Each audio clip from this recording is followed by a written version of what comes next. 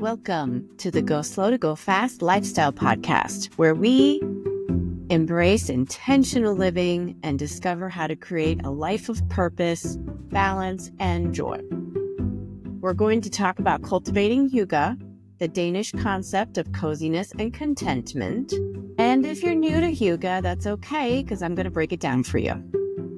We'll also explore a highlight hack for either work, life, or both that help bring more balance, organization, and efficiency to your days. And in the end, I'll share how you can connect with me, Kendra Chapman, to find more Hygge in your life. And I'd love to know how you're doing that as well. So, I'm your host, Kendra Chapman, and if you're ready to slow down and embrace the beauty of an intentional lifestyle, grab a cozy cup of something warm, maybe like tea or coffee. Join me on a cozy spot in your space, and let's sit back, relax, and get started. So, what's bringing me Hygge this week? I have to tell you that the temperatures have been going up and down in Middle Tennessee, where I live in the Northern Hemisphere. And so if you, like me, if you're in the Northern Hemisphere and you're dealing with winter and you're ready for spring, then I'm right there with you. We've had a few snowstorms. We've had some negative temperatures in our part of the world and really, really low temperatures. And so I'm ready for consistent weather, whatever it is. If it's going to be cold, then it needs to be cold. And if it's going to start getting warm, I'd rather just start getting warm instead of going back and forth. And that's what we're seeing right now. We can have anywhere from lots of rain to snow to the next week, it's sunshine again. I know lots of different parts of the U.S. are getting definite snowstorms and lots of rain. And my heart definitely goes out to my people in North Carolina. I went to school in Boone, North Carolina at Appalachian State, and I know that part of the world is still recovering from all the floods that were hit pretty hard, and lots of communities in that area are still rebuilding. And I know there are still fires and just crazy things going on the West Coast. And so my heart is also with California and all of the things going on there as well. So we're definitely seeing some different types of weather. But on a positive note, I wanted to focus on what's bringing me Hygge, which is frost flowers. I don't know if you've ever seen them in your part of the world, but in Middle Tennessee, you see frost flowers when it's starting to get cold, or if it's been a warm spell and then it's getting cold again. And so they look like ribbons of ice that come up through the ground. And they typically only appear about once or twice a year.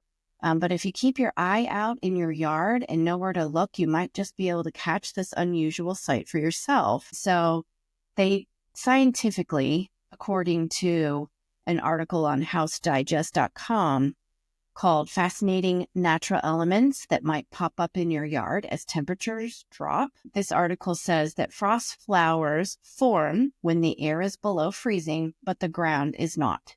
Typically late autumn or early winter, the plant sap freezes, expands, and bursts through thin cracks along the stem. So water moving upward through the stem then exits through the cracks and freezes as it hits the air. So that results in those icy ribbons that are known as frost flowers. And so they're like a snowflake because every frost flower is unique.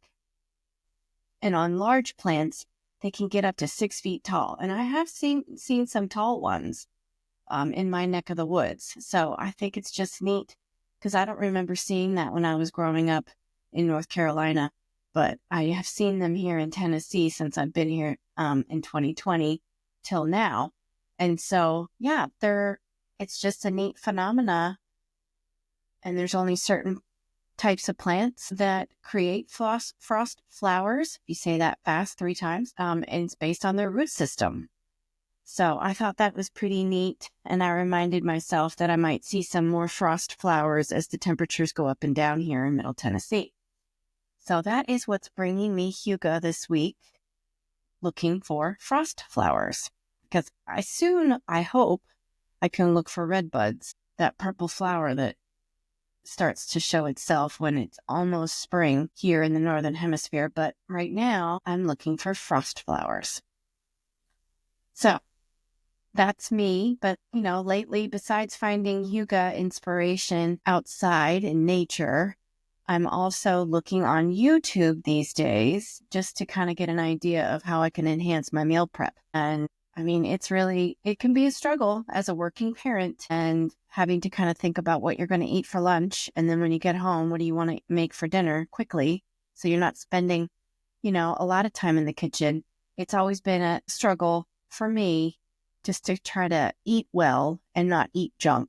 And so now that I'm on this diet where I'm thinking about what I'm putting in my body and I'm trying to move more, eat less, and lose some weight, now that I'm going to be turning 50 tomorrow in February 25th. So 2/25/25 is my 50th birthday. And I'm really thinking about my fuel and trying to go slow to go fast. So that is all bringing me Hygge this week. And so I'm going to get into the second part of this podcast, segment 2.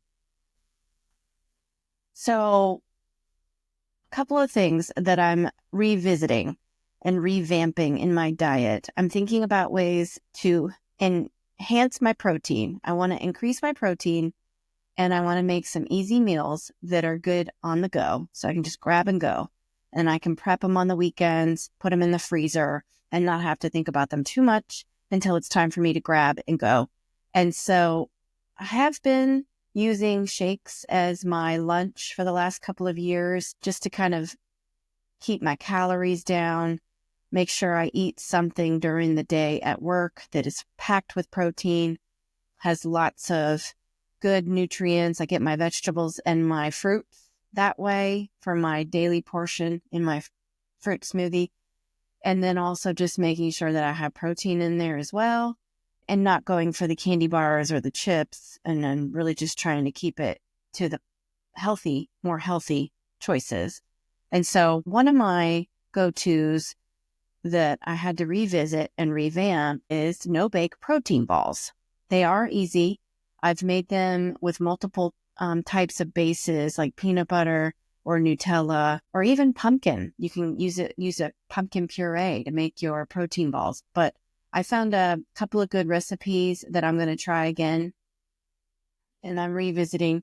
I went on YouTube recently just to see if I could find some different recipes. And I found one with coconut and cocoa powder that I think I'm going to try this next time around because I'm always craving something like an almond joy.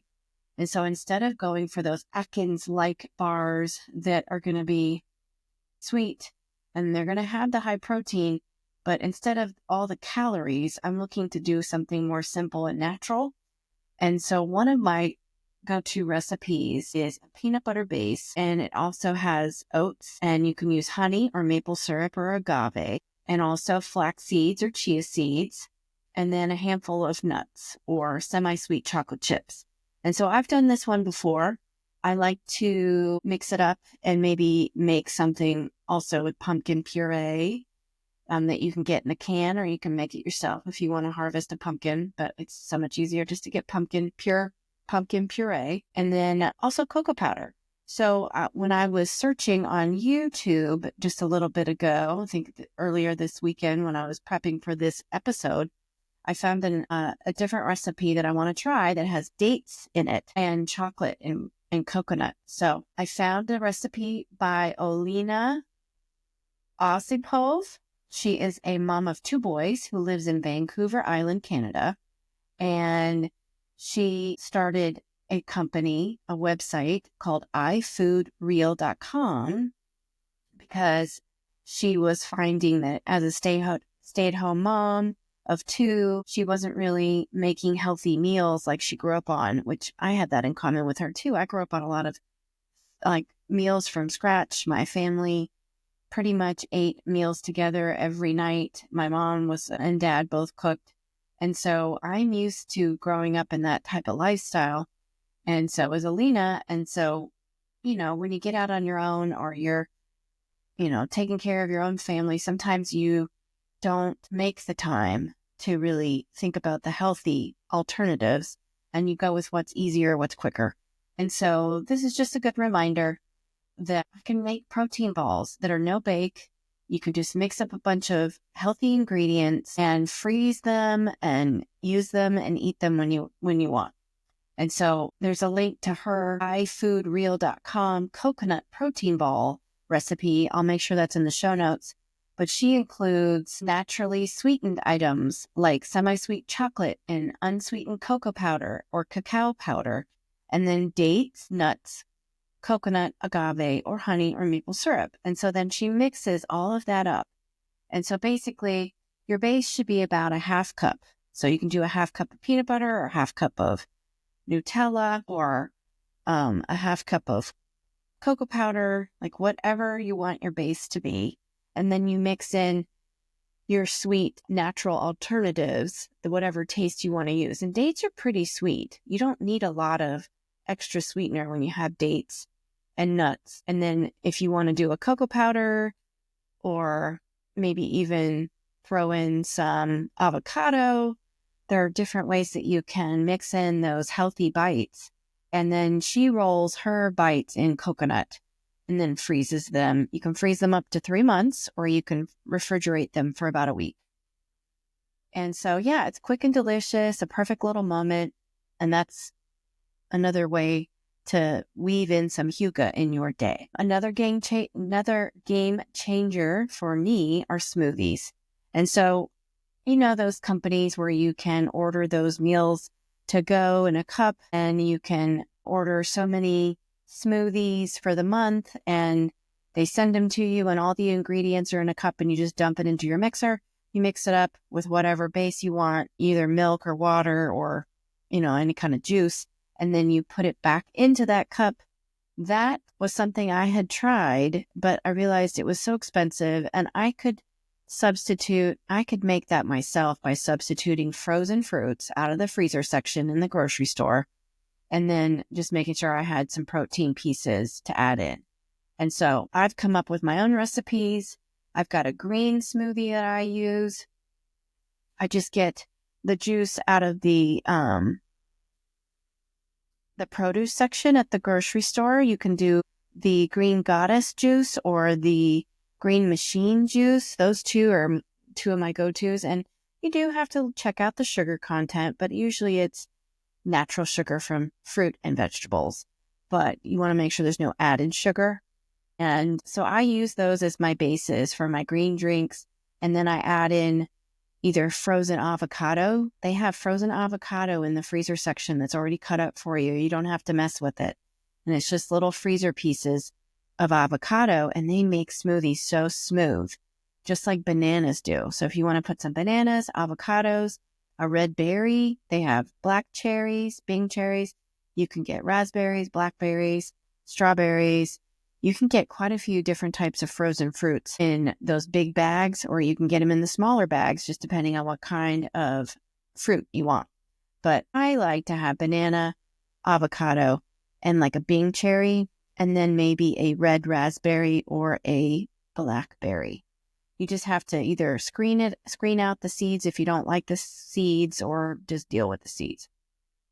And then I like to use almond milk or regular milk that's been triple filtered, and then a type of protein powder, and usually I use a plant-based protein powder like chocolate or vanilla. And I'll make sure I include a couple of these recipes in my show notes as well. But lately, I have come across a recipe that I am loving that is basically frozen pineapple that you can find. And I didn't know this, but I found Dole has pineapple in a can that's in pieces, so chunks of pineapple that are in stevia. So there's no added sweetener. It's stevia, or no added sugar. And then there's stevia in the pineapple pieces, and then you have the juice. And there's a recipe for the pineapple Dole Whip that is popular at Disney World and attraction places like that, where you can get just a cup of pineapple Dole Whip And so this is a simple recipe. You take 2 cups of frozen pineapple chunks, which would be like a can of pineapple chunks, and then a 1/2 cup of coconut milk or regular milk. And I use the sugar-free vanilla protein drink that you can get in a single bottle, and you can usually make 2 servings with that 1 bottle. You could also use honey or maple syrup, and then vanilla extract and a pinch of salt, and it is yummy. It tastes like ice cream. If you want to add avocado, you can as well, but it's definitely yummy. I've tried this, and I have it in the freezer right now. So when I need a fix and I need something sweet, this is a healthy alternative. So I'll make sure I put that recipe in the show notes as well.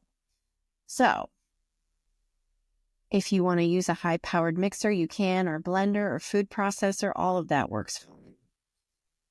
It's just nice to have that firm texture. And then you leave it in the freezer for 20 to 30 minutes, and then you can eat it whenever you want. Or you can leave the pineapple in the freezer overnight, and then you can make it up fresh, and then it's ready to eat as soon as you mix it. All right. So besides smoothies, I also like to use my slow cooker. And recently, I have used a slow cooker for probably the last 10, 15 years. But I also like using an Instapot. It's fairly new in my house. I haven't had an Instapot for very long. I think we got it about 3 years ago, and I use it all the time. I use it for soups and stews, just like I would for a slow cooker, but it is versatile. You can use it to cook up frozen meat. You can make lasagna. I mean, there's all types of things that you can use for an Instapot. And you just Google Instapot recipes, and you'll get all kinds of ideas. But one of my go-tos is a chicken fajita recipe where you take a gallon bag, freezer bag, and then you put all the ingredients in the freezer bag, because you can prep it over the weekend and then put it in the freezer, and then you just dump everything in to your Instapot or your slow cooker, and then you go to work and you come back 6 to 8 hours later and you have a meal. And so I really like those bag meals that you can make in your Instapot or your slow cooker. But this one in particular, which is a slow cooker chicken fajita recipe, is 2 chicken breasts sliced, 1 bell pepper sliced, a 1/2 of an onion sliced, and sometimes I just quarter those because you don't need it to be finely chopped or anything. 1 packet of taco seasoning, 1 can of diced tomatoes, and then I use the liquid too. I don't drain it. And then put everything in a freezer bag, and when you're ready, you freeze it in your freezer.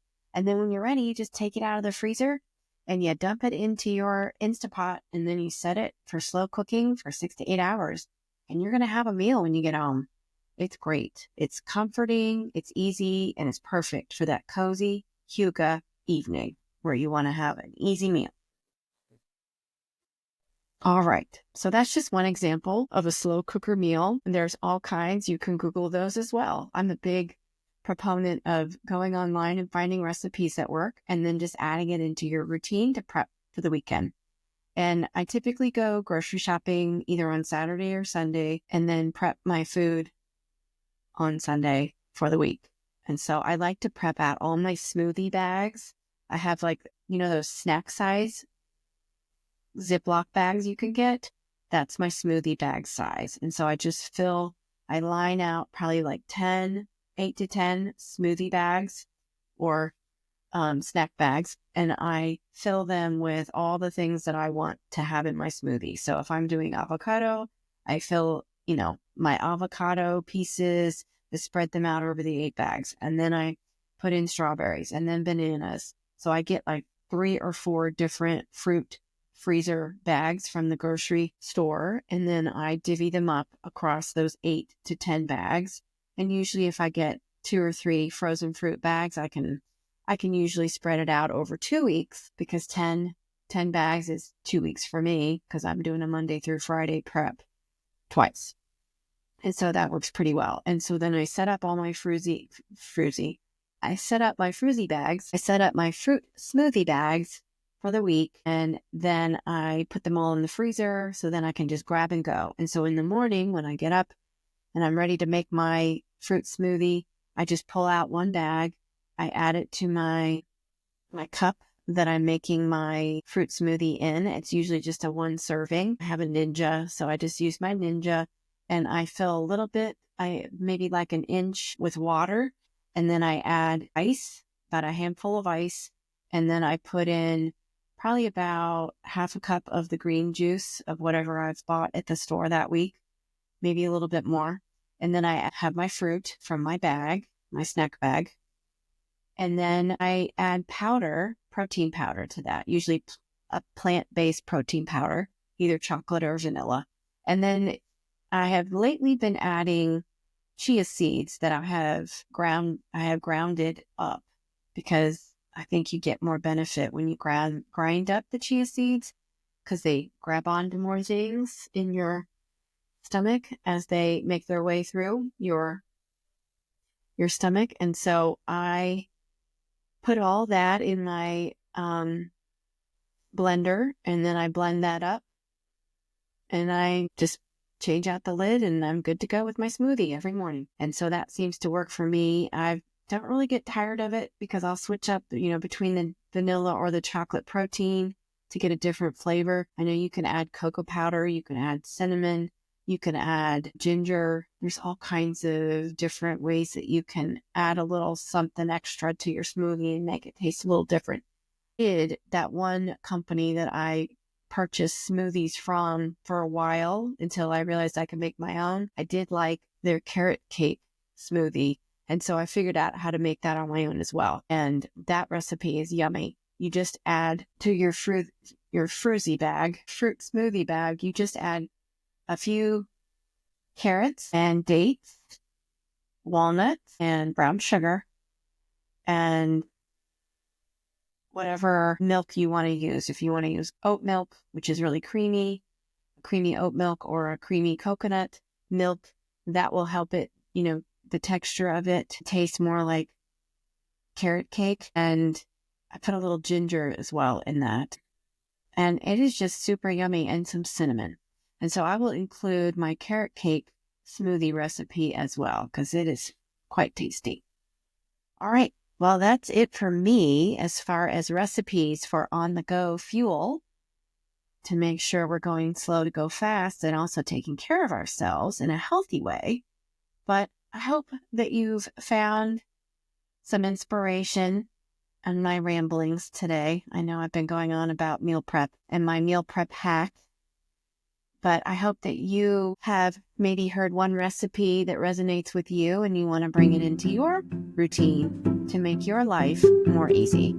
So let's keep the conversation going. I'd love to hear what you think about these recipes. If you try them and you like them, let me know. Please email me at coachingwithkendrachapman@gmail.com, or check out my website and join my newsletter email list at www.coachingwithkendrachapman.com, or send me a DM on Instagram at coachingwithkendrachapman. Tag me in your meal prep journey. I'd love to see what you're creating. We can share some recipes. Let's embrace this new season together with intention and confidence. If you've enjoyed this episode, consider sharing it with a friend who might need a little inspiration for making life feel a little cozier and a lot more manageable.